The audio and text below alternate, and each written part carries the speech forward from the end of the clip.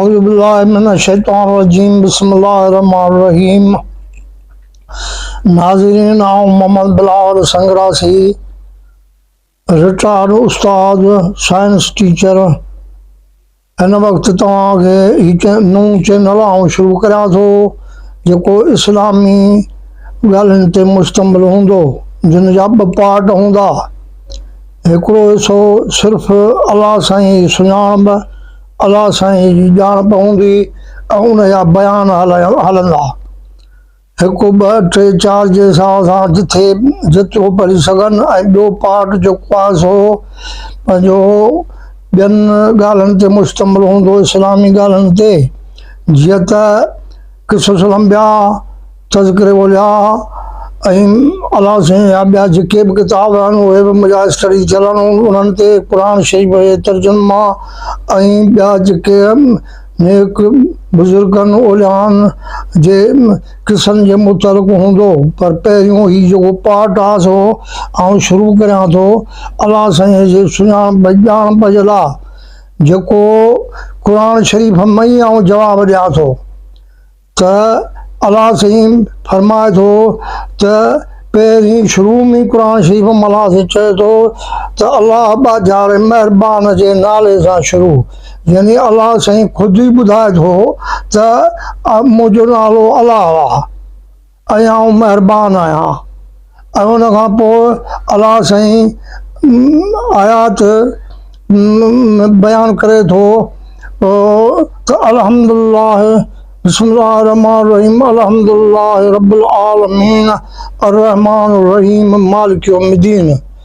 वरी अलाह साईं सूरत फातिहा में फरमाए थो त सभु हम्द ऐं तारीफ़ूं अलाह जे लाइ आहिनि, जो बाज़ारो महिरबान ऐं जहाननि जो पालनहार ऐं क़यामत जो मालिक आहे, क़यामत जे ॾींहं जो मालिक आहे।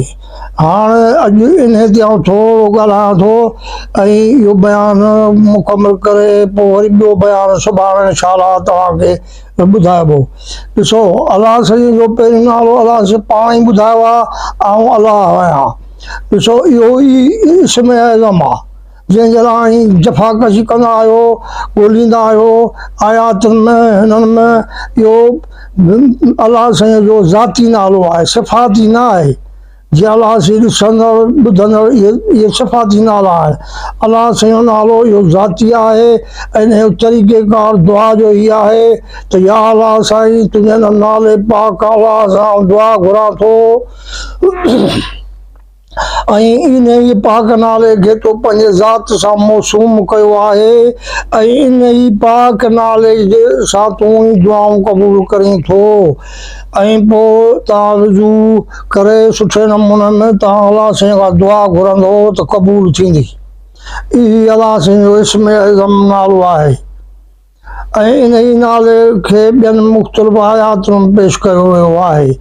अॻियां हली वरी हिकिड़ी ॿी आयात आहे जंहिंमां सभु हम्द तारीफ़ूं जहाननि जे पालनहार अलाह खे जुॻा आहिनि। जहाननि जो पालनहार, जहाननि पालनहार अलाह आहे ऐं उहो क़यामत जे ॾींहं में जो मालिक आहे। ॿ पार्ट आहिनि हिन में, इहे सुभाणे आउं बयानु कंदुसि। जहान छा आहिनि ऐं क़यामत छा आहे, उहो छा कहिड़ो मतिलबु आहे हुनजो। तंहिंजे करे अॼु सू ताईं आउं इहा ॻाल्हि करियां थो, तव्हांखे ॿुधायां इस्म एज़म जो, ऐं इंशाअल्लाह सुभाणे जेको आहे सो वरी ॿियो वधीक बयानु कंदासीं।